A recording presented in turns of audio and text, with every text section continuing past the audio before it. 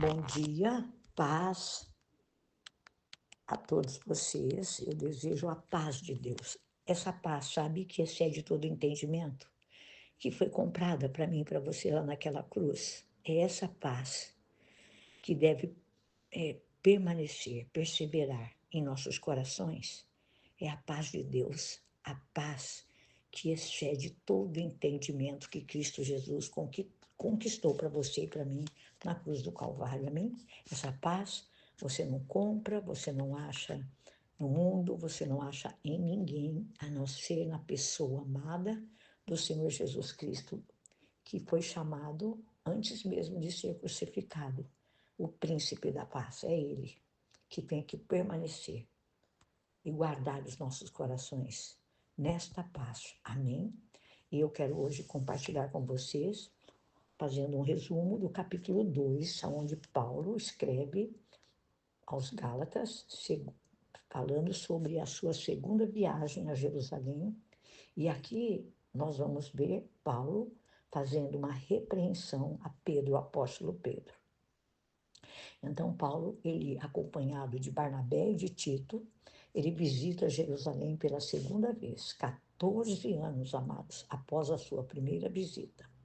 E qual foi o motivo dessa visita, né?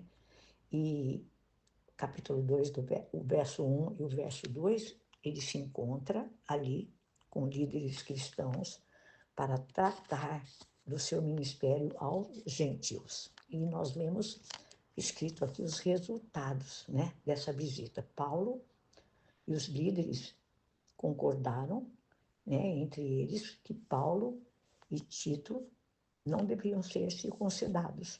Então, os líderes recebem Paulo como um co-obreiro. E eles fazem uma tentativa muito mal sucedida de impor o seu legalismo a Paulo, né? E Paulo repreende Pedro. Lá na Antioquia, nós vamos ver isso aqui, lendo o capítulo 1, que é bem curtinho, amado. Sabe quantos versículos tem esse capítulo? O capítulo 2? 21 versículos. Então, nós vamos ver aqui, capítulo 2, verso 11 ao 13, Pedro, ele se recusa a ter comunhão com pessoas salvas, mas que não haviam sido circuncidadas, porque era o costume da época, né, da lei. E a partir da chegada de salvos, legalistas e judaizantes, Paulo lembra Pedro de que é a fé e não a circuncisão que salva tanto os judeus quanto os gentios, né?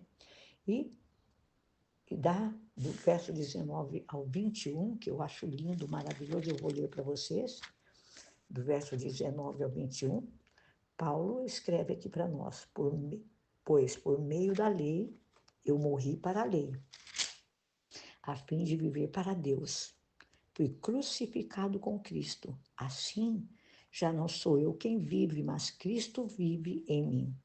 A vida que agora vivo no corpo, vivo-a pela fé no Filho de Deus, que me amou e se entregou por mim. E no verso 21 ele fala assim: não anulo a graça de Deus, pois se a justiça vem pela lei, Cristo morreu inutilmente.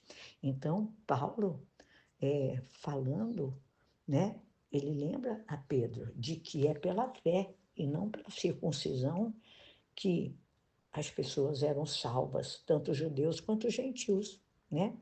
E todos os crentes, ele diz aqui, estão crucificados com Cristo. E ele diz mais que todos os crentes devem viver pela fé em Cristo Jesus, em quem nós e que em nós habita. Jesus habita em nós. A partir do momento que você, pela fé, crê na obra redentora de Jesus Cristo, você crê que Ele é o único Deus, que Ele é o seu Senhor, você crê e confessa, né? E você admite que você precisa de um Salvador, que você precisa de Jesus. Então, aqui Paulo deixa bem claro para nós, né? Que ele não faz nenhuma diferença. E ele repreende a Pedro, que aqui no texto fala assim que antes deles chegarem, Pedro comia com os gentios.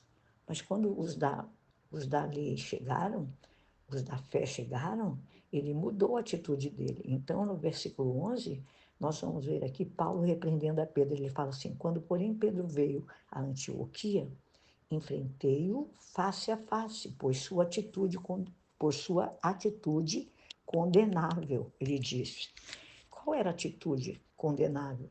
Aí ele fala aqui no versículo 12: pois antes de chegarem alguns da parte de Tiago, ele comia com gentios. Quando, porém, eles chegaram, afastou-se e separou-se dos gentios, temendo os que eram da circuncisão. E fala que os demais judeus também se uniram a ele nessa hipocrisia, né? De modo que até Barnabé se deixou levar.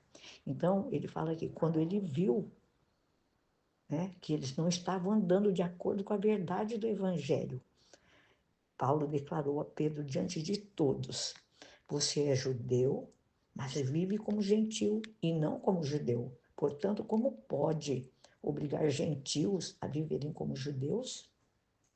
Olha só, a ousadia, a coragem de Paulo, né? Colocou Pedro em xeque.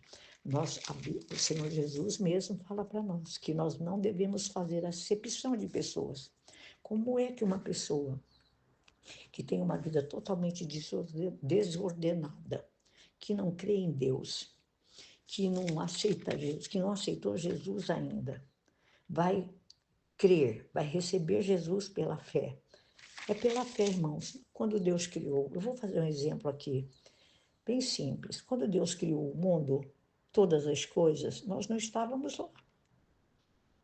Lá na criação estava o Pai, o Filho e o Espírito Santo. Na criação. Nós não vimos, nós não estávamos lá. Então, por que é que nós cremos? Por que é que nós recebemos o amor, o perdão de Deus e temos comunhão uns com os outros? Porque em nós habita o mesmo Espírito, uma só fé, um só amor e um só coração. Então, em nome de Jesus, né, nós nunca devemos nos considerar melhor do que os outros. Foi o que Paulo mostrou para Pedro, quando ele enfrentou o apóstolo Pedro. Né? Ele era uma coisa perante alguns, e perante outros ele era outro. O que é isso? Nós não podemos ser assim. Nós já temos esse exemplo aqui. Leia o capítulo 2 de Gálatas e você vai ver Paulo repreendendo o apóstolo Pedro. Paulo, a Bíblia diz que ele guardou a palavra de Deus no seu coração e deixou-a crescer e se manifestar por si mesma. Então, depois, ele começou a fazer o que ele havia sido chamado para fazer. Né? E nós vamos ver aqui que os outros discípulos reconheceram que o chamado de Pedro, o chamado que estava sobre a vida de Paulo, tinha vindo de Deus. E nós vemos o resultado desse chamado, né? Que o povo glorificavam a Deus. Quem havia conhecido Paulo anteriormente pôde ver que Deus lhe deu um chamado. Eu pergunto a você, Deus tem dado a você um chamado? Enquanto você, que foi chamado por Deus, enquanto eu, que fomos chamados por Deus, permanecemos na sua palavra e esperarmos nele, nós vamos ver um crescimento nas nossas vidas. E nós vamos ver, irmãos, a receptividade das pessoas. Ao verem o chamado de Deus nas nossas vidas, elas vão reconhecer que verdadeiramente o Senhor é conosco, o Senhor faz uma obra gloriosa através das nossas vidas, porque, queridos, não se julgue melhor do que ninguém. Ah, porque eu tenho o dom de curar. O dom não é seu nem é meu, o dom é de Deus. Eu costumo dizer que é emprestado para nós, sabe? O dom é o Espírito Santo quem faz em nossas vidas. O Senhor Jesus, através da pessoa amada do Espírito Santo que habita em nós. Então, antes de tudo, queridos, antes de você e eu usufruirmos de qualquer vitória por causa dos dons de Deus que há em nós, nós precisamos sermos humildes e sabermos que quem opera em nós, por nós, através de nós, é a pessoa amada do Espírito Santo, enviado do Pai aos nossos corações, quando nós recebemos a Cristo inteiramente pela fé. E é dessa maneira, irmãos, que nós devemos viver as nossas vidas, amém? Você e eu já recebemos tudo o que nós precisamos. Então, pela fé em Deus, creia que você tem um chamado, ainda que seja um chamado que você possa achar tão simples, faça-o em nome do Senhor Jesus Cristo, amém? Se considere sempre o menor, porque o próprio Jesus, quando andou com os discípulos, ele os ensinou de uma forma muito sábia. Ele disse, porque havia comparações entre eles, os discípulos. E Jesus falou assim para eles: aquele que quer ser o maior, seja o menor. Aquele que quer ser servido, sirva. Irmão, sempre. A palavra nos ensina que é dando o que recebemos. Deus deu a maior oferta, o maior presente para você e para mim, para o mundo, para todos aqueles que querem, que recebem o Senhor Jesus como Salvador. Ele deu, o Pai deu o seu Filho, precioso, para vir a esse mundo e morrer por nós, morrer a nossa morte. Amém? Fique com essa palavra, em nome de Jesus. Amém? Deus abençoe.